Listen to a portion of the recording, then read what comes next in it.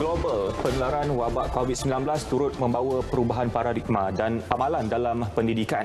Tempoh Perintah Kawalan Pergerakan bermula 18 Mac hingga kini menjadi titik permulaan bagi institusi pendidikan negara memanfaatkan secara total teknologi dan aplikasi pendidikan dalam talian. Ya, ikuti laporan wartawan Tun Julia Muhammad Tahir dan Ravin Sanmugam dalam Imbasan 2020.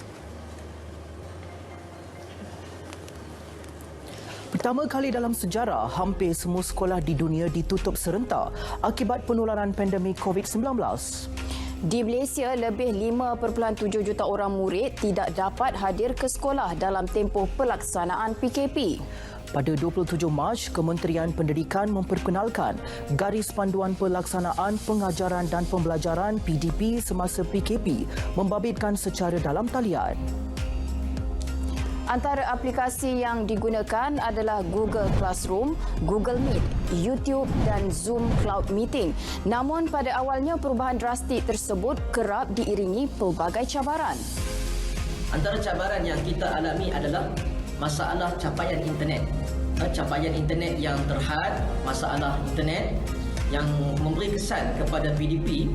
Kadang-kadang perkara ini boleh berlaku kepada guru dan juga kepada pelajar. Yang kedua antaranya adalah pengurusan masa. Ada pelajar yang masuk lewat, kemudian ada juga pelajar yang tertinggal kelas. Kasih cuba onkan ni kamera. Okey, boleh tolong fokus Saya tak nak ada yang main dan sebagainya. Kan nanti takut ustaz mengajar seorang ada yang tidur. Antara persediaan yang telah kita lakukan adalah memberikan pendedahan kepada guru mengenai penggunaan sistem ASIS atau Advanced School Information System yang diperkenalkan oleh Aufatek dan juga penggunaan sistem ataupun medium Google Classroom diperluaskan kepada guru-guru. Pada mulanya agak sukar, tapi lama-kelamaan benda itu dah menjadi kebiasaan dan saya boleh mengikut jadual yang guru tetapkan untuk masuk ke kelas. Pembelajaran dapat diteruskan macam biasa dan lebih selamat kerana tidak perlu ke sekolah. Jadi kalau sekolah masih belum buka, saya tidak akan ketinggalan dalam pembelajaran. Pada 16 Mei, kerajaan meluluskan pengendalian aktiviti akademik di kampus institusi pendidikan tinggi IPT semasa dan pasca PKP.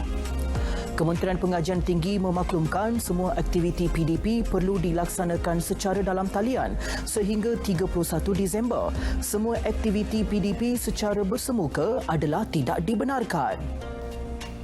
Antara cabaran mengendalikan kuliah secara online ataupun secara atas talian ialah ramai pensyarah yang merasakan pelajar mereka berada jauh, tidak ada di depan mereka. Dan kadang-kadang ini memberikan kesan kurang bersemangat dalam mengendalikan kuliah. Jadi dengan adanya kemudahan virtual classroom ini, ini akan membuatkan pensyarah seolah-olah merasakan pelajar-pelajar semua berada di depan mereka. Malah bukan itu saja, mereka akan rasa semua pelajar mereka duduk di barisan hadapan, semua duduk di front row. Inilah kelebihan virtual classroom yang kita sediakan. Kita juga mempunyai pelajar-pelajar yang berada di luar negara. Dengan kehadiran pandemik COVID-19 ini, terdapat pelajar-pelajar yang tidak dapat pulang ke kampus dan mereka berada di luar negara. Sebahagiannya di Bangladesh, di Pakistan, di India, di Kanada, Singapura, Filipina, Indonesia. Malah kita ada juga pelajar-pelajar daripada Uzbekistan. Jadi dengan adanya fasiliti seperti ini, jadi kita harapkan pelajar-pelajar yang berada jauh daripada kita dapat merasa lebih bersemuka dengan pensyarah-pensyarah mereka. Seperti yang diperkenalkan menerusi Pelan Pembangunan Pendidikan Malaysia 2013-2025, kerajaan memberi tumpuan kepada kesamarataan akses kepada pendidikan berkualiti bertaraf antarabangsa. Perkembangan tersebut seiring penggunaan teknologi komunikasi dan maklumat ICT secara optimum bagi meningkatkan kualiti pembelajaran di negara ini.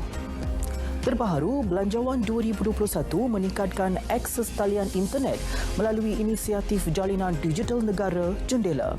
Jendela bertujuan memastikan kesalinghubungan 430 sekolah di seluruh negara dan jaringan prihatin yang menelan belanja 1.5 bilion ringgit.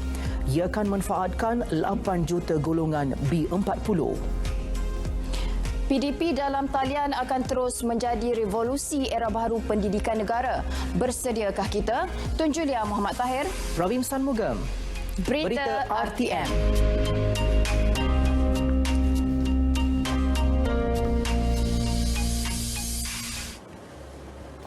Baik, Hari Krismas tahun ini disambut sederhana oleh penganut agama Kristian di Malaysia. Ya, namun pematuhan Prosedur Operasi Standard SOP yang menghadkan tetamu yang hadir dan aktiviti di rumah ibadat sempena sambutan tidak menghilangkan keceriaan sambutan berkenaan.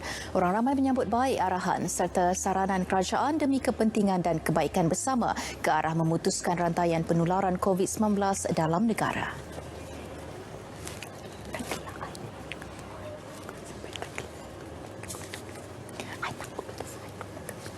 They must sanitize their home. They must take care of their house. They must take care of their children. Otherwise, it's very hard because people, they are all around. They go and visit them. We cannot say. One more thing, children are very affected. They are losing their school, education, everything. Kalau kita nak jemput orang pun, boleh kita nak jemput. Tapi kena ada penjarakan juga. So minimum kat rumah orang kata 20. Tapi kalau boleh dalam 5 ke 10 orang tu pun kita hold dulu untuk pagi. Tengah hari kita boleh jemput orang. Jadi kita kena buat benda ni. Kalau kita tak buat sekarang risau jadi apa-apa. Dengan sekarang ni peningkatan pun makin tinggi. So better kita cegah lebih awal, itu lagi bagus. I think they should take care of themselves, not to let themselves loose, because the virus is far from over. So they practice physical distancing, use of hand sanitizers and face masks and all that. Better to stay safe than to be sorry. Minta semua menjaga SOP, jarak antara kita satu sama lain. Jarak kita kekalkan 1 meter. Lepas tu sentiasa menggunakan hand sanitizer.